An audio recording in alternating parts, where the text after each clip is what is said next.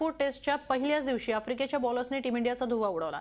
पहिल्याच दिवशी केवळ 215 रन्सवरच टीम इंडिया गारद झाली। मॉर्नी मॉर्केल आणि हार्मरच्या बॉलिंगसमोर टीम इंडियाच्या बॅट्समननी सपशेल शरणागती पत्करली। टीम इंडियाच्या एकाही बॅट्समनला हाफ सेंचुरी झळकावता आली नाही। सर्वाधिक मुरली विजयनं 40 रन्स केले। आफ्रिकेची ही सुरुवात खराब झाली। सलामीला आलेला स्टॅन वॅनला खातही उघडता आलं नाही। आर अश्विनने त्याला आल्या पावली माघारी पाठवलं, तर रवींद्र जाडेजानं नाईट वॉचमन म्हणून आलेल्या इम्रान ताहिरला केवळ 4 रन्सवर पॅव्हिलियनमध्ये धाडलं। दिवसअखेर आफ्रिकेनं 2 विकेट्स गमावत 11 रन्स केले। याच संदर्भात आपण अधिक चर्चा करूया आमचे विशेष प्रतिनिधी सुनंदन लेले यांच्याशी। सुनंदन सर, आज मॅचचा पहिला दिवस, नागपूर टेस्टचा पहिला दिवस, आणि या पहिल्याच दिवसात 12 विकेट्स, नेमकं काय चाललंय? ये क्या हुआ कैसे हुआ, खरंच गाणं म्हणावंसं वाटतंय, कारण या टेस्ट मॅचची सुरुवातच इतकी धमाक्याची झालेली आहे। एका दिवसात 12 विकेट। जर का आपण टेस्ट मॅचची प्रगती पाहिली तर 5 दिवसामध्ये तुम्हाला 40 विकेट जाणं अपेक्षित असतं।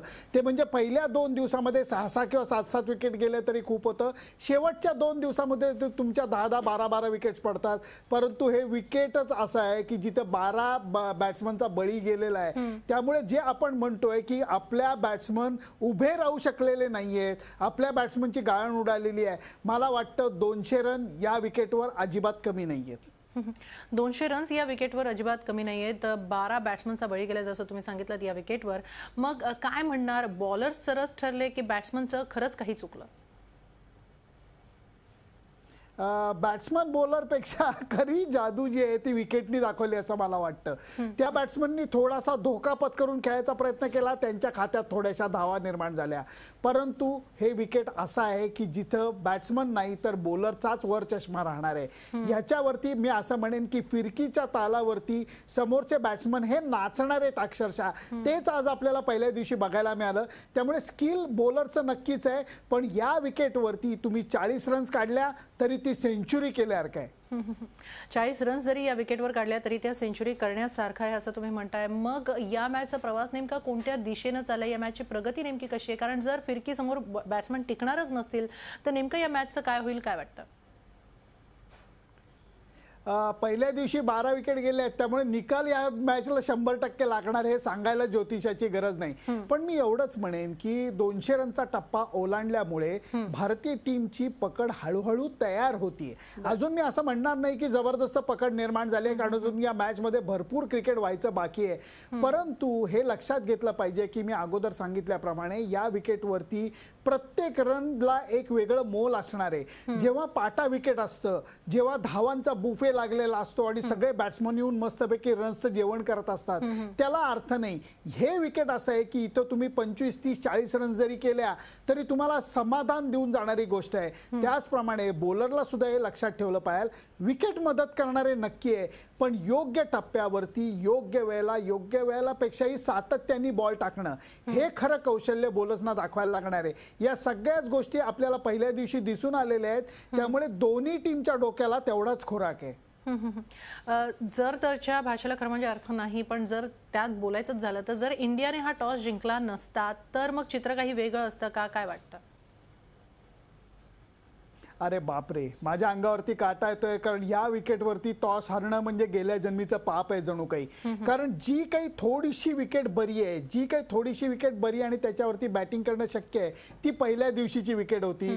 उद्यापासनं या विकेटचा चेहरा, या विकेटचा स्वभाव हा अजून तिखट होत जाणार आहे।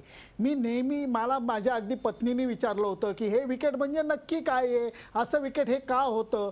अगदी तुम्हाला बायकी भाषेमध्ये समजून सांगायचा प्रयत्न करतो। तुम्ही कणिक मळायला घेता पोळ्या करण्यासाठी, त्या कणिक मळायला घेतल्यावर तुम्ही पीठ घेता, पिठामध्ये मी तुम्हाला सांगितलं कणिक मळा, फक्त तेल आणि पाणी टाकायचं नाही, तर ती कणिक मळली जाईल का? नाही, ते पीठ तसंच राहील। हे विकेट तसंच आहे। या विकेटवरती पाणी इतकं कमी आहे की त्या विकेटवरची माती ही बाइंडिंग फॅक्टरमध्ये घट्ट राहणं हे केवळ अशक्य आहे।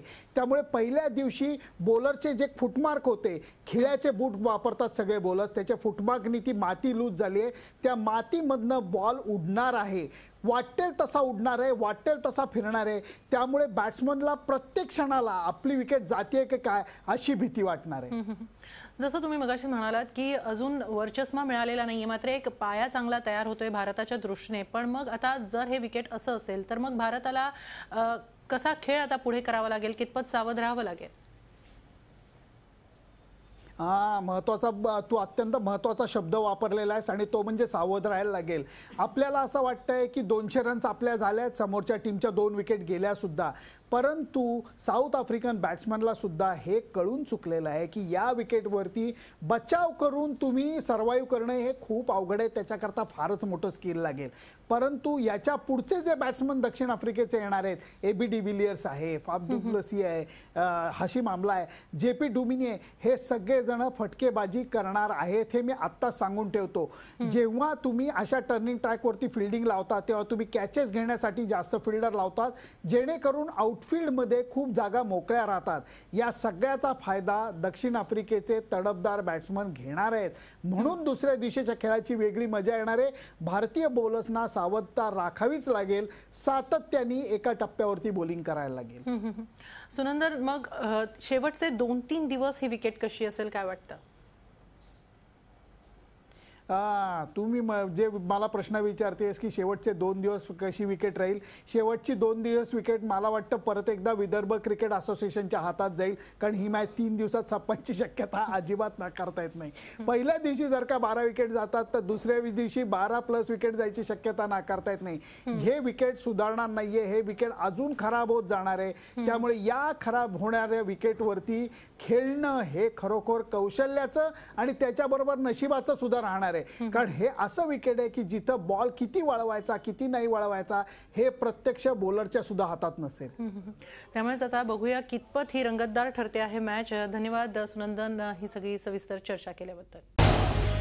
झी 24 तास रहा एक पाऊल पुढे.